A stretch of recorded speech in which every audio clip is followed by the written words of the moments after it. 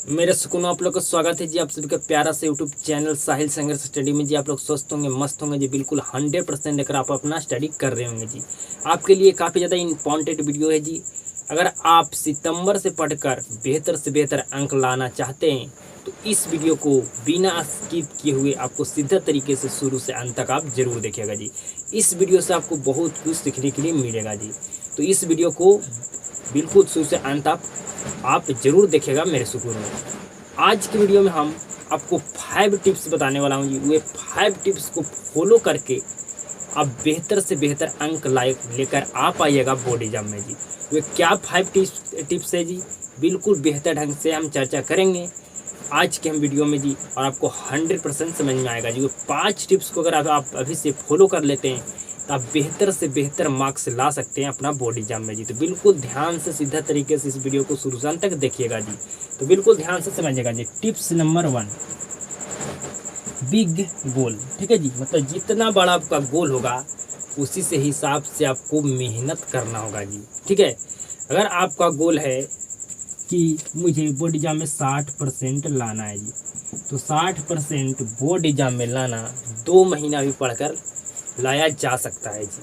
ठीक है जी, लेकिन अगर आपका गोल है कि मुझे बोर्ड एग्जाम में 95% लाना है, क्या 2 महीना में पढ़कर 95% कोई भी स्टूडेंट लेकर चलाएगा जी? नहीं लेकर आएगा जी। तो मतलब जितना बड़ा आप अपना गोल रखिएगा उसी हिसाब से आपको क्या करना होगा जी, मेहनत करना होगा। मतलब आपको क्या करना है, अगर आपका गोल बड़ा आप चुने हैं तो आपको क्या करना होगा जी, स्टडी के ऊपर आपका टाइम बढ़ाना होगा जी। आपको स्टडी पर टाइम ज़्यादा देना होगा जी। अगर आप अभी से दे रहे होंगे 5 घंटा तो आपको कर देना 7 घंटा जी। ठीक है, मतलब आपको 2 से 3 घंटा आपको बढ़ाना होगा अपना स्टडी का करने का टाइम जी। ठीक है, तभी आप अपना जो भी गोल डिसाइड किए हैं, बड़ा गोल, उस गोल को आप अचीव कर पाइएगा जी। ठीक है जी, साथ में आपको हार्ड वर्क और स्मार्ट वर्क दोनों करना होगा जी। ठीक है, तो आपको वर्क तो करना है लेकिन आपको हार्ड वर्क भी, स्मार्ट वर्क भी करना है जी। तो टिप्स नंबर 1 आप बिल्कुल भली भांति बेहतर ढंग से समझ गए होंगे जी। अब हम अगला टिप्स की बात करने वाले हैं जी। सिलेबस पर 100% फोकस करिए।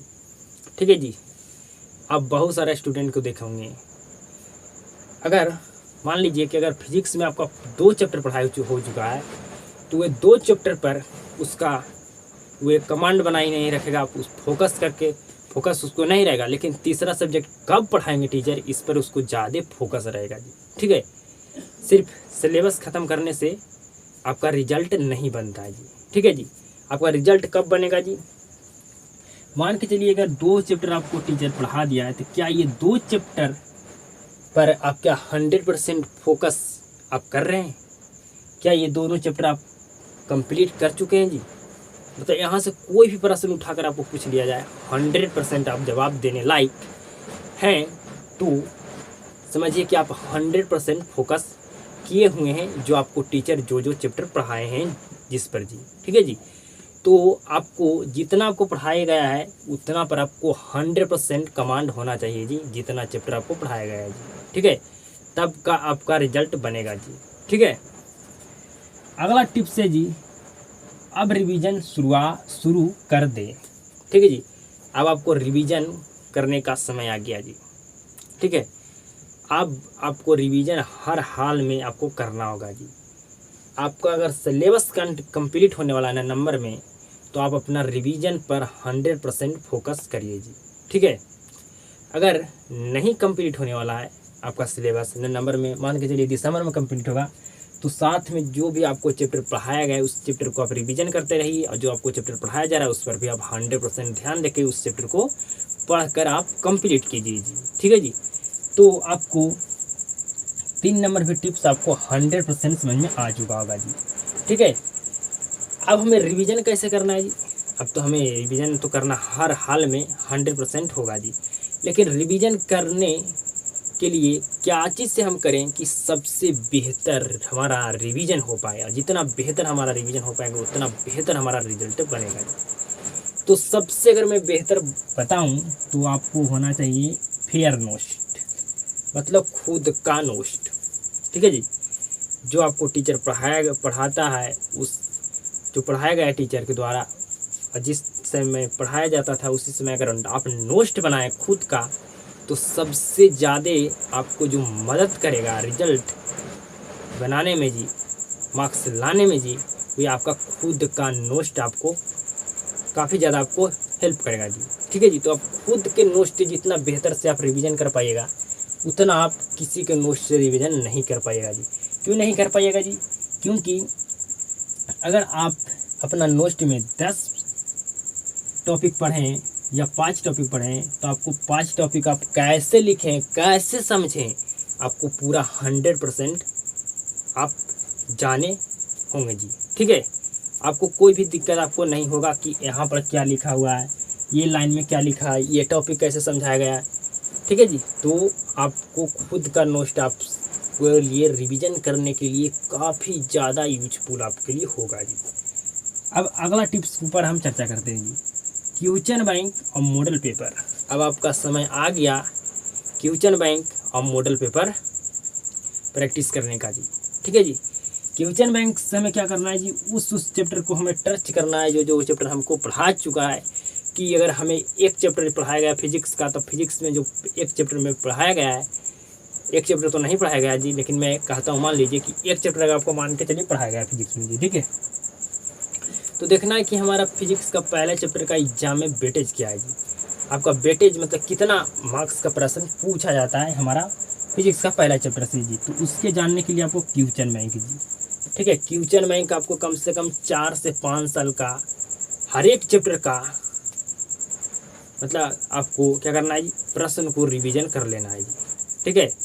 मतलब आपको क्वेश्चन बैंक तो कम से कम 4 से 5 साल का आपको रिवीजन करना ही होगा जी, प्रैक्टिस करना ही होगा जी। आपको ये पता चल पाएगा कि इस चैप्टर से कितना प्रश्न पूछा जाता है और कौन कौन प्रश्न बार बार पूछा जाता है। ठीक है जी। आप इससे जान पाइएगा कौन सा आपका प्रश्न इम्पॉर्टेंट है जी। तो जो प्रश्न आपका बार बार पूछा जाए तो प्रश्न आपका ये क्या है जी, इम्पॉर्टेंट है जी। ठीक है। अब हम नेक्स्ट टिप्स पर हम चर्चा करते हैं जी। अगला टिप्स है हेड राइटिंग, आंसर राइटिंग। मतलब अब आपको अभी आपका 1 महीना समय बचा हुआ है जिससे आप अपना हेड राइटिंग को इम्प्रूव कर सकते हैं जी। ठीक है। साथ में आपको क्या करना है जी, आपको आंसर राइटिंग मतलब आपको सब्जेक्टिव प्रश्न पर अभी से आपको प्रश्न का आपको उत्तर लिखना होगा जी। आप एग्जाम में कोई प्रश्न को आप उत्तर नहीं लिख पाइएगा सब्जेक्टिव प्रश्न का जी। आप आंसर राइटिंग भी आप प्रैक्टिस करना शुरू कर दीजिए जी। जो आपको प्रश्न है वे सही प्रश्न को आप क्वेश्चन लिखिए, प्रश्न लिखिए और उसका उत्तर दीजिए जी खुद से। ठीक है जी। अगर आप दे पाते हैं तो आप एग्जाम में भी लिख पाइएगा जी 100%। ठीक है जी। और किसके उत्तर में किसी प्रश्न को आपको किसका भाषा में आपको उत्तर देना है जी, तो खुद के भाषा में किसी प्रश्न को आपको उत्तर देना होगा जी। आप दूसरा के भाषा में किसी प्रश्न को उत्तर दे रहे हैं तो आपसे कभी नहीं उस प्रश्न का आप उत्तर दे पाइएगा जी। ठीक है जी।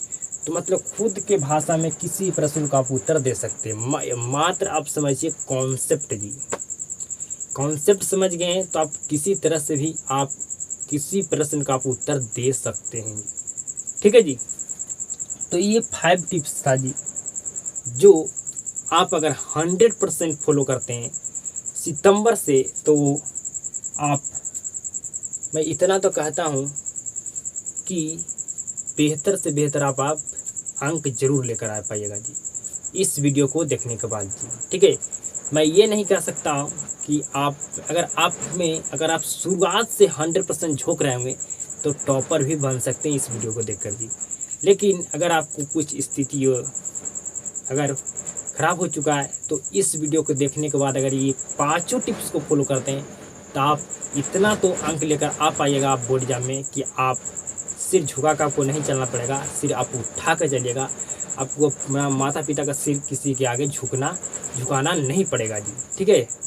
तो उम्मीद करता हूँ इस वीडियो से आप बहुत कुछ आपको सीखने के लिए मिला होगा मेरे सुकूनों।